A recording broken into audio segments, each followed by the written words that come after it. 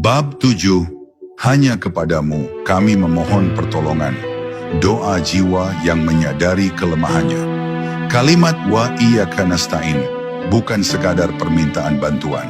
Dalam jalan sufi, ini adalah puncak kesadaran hamba atas keterbatasan dirinya dan ketergantungan total kepada Yang Maha Menolong.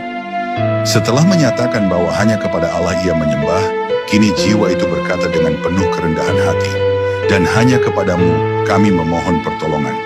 Inilah momen ketika hati menunduk sepenuhnya, bukan karena kalah, tapi karena sadar, tidak ada daya, tidak ada kekuatan, tidak ada keberhasilan, kecuali dengan izin darinya.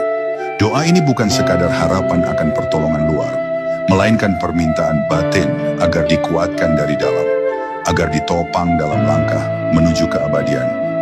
Dalam dunia sufistik, pertolongan yang dimaksud bukan hanya untuk perkara duniawi, seperti rezeki, keselamatan, atau kesuksesan.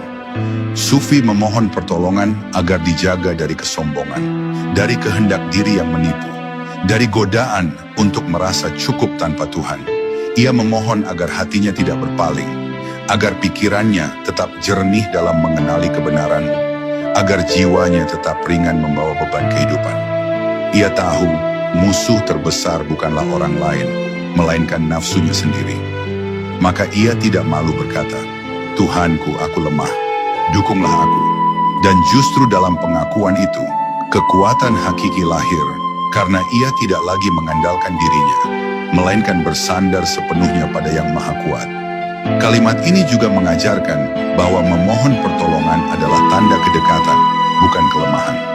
Dalam dunia yang serba kompetitif dan keras, manusia diajari untuk selalu kuat, untuk selalu mampu sendiri.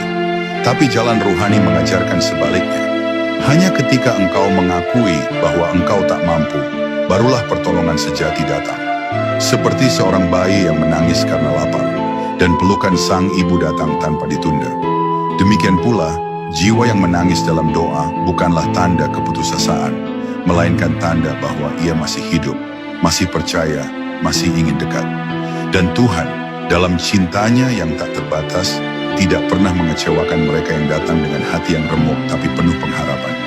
Perhatikan pula bahwa kalimat ini memakai kata kami, nasta'an.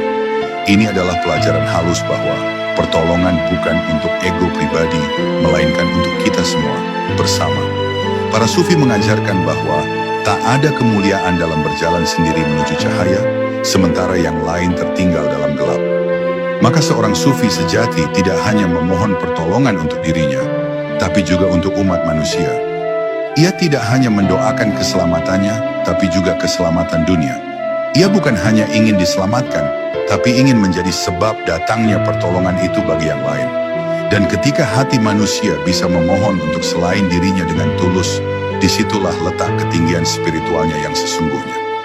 Bab ini mengajak kita untuk kembali menjadi hamba yang jujur, mengaku rapuh, meminta dengan tulus, dan menerima dengan syukur. Jangan malu untuk menangis dalam doa. Jangan gengsi untuk memohon pertolongan.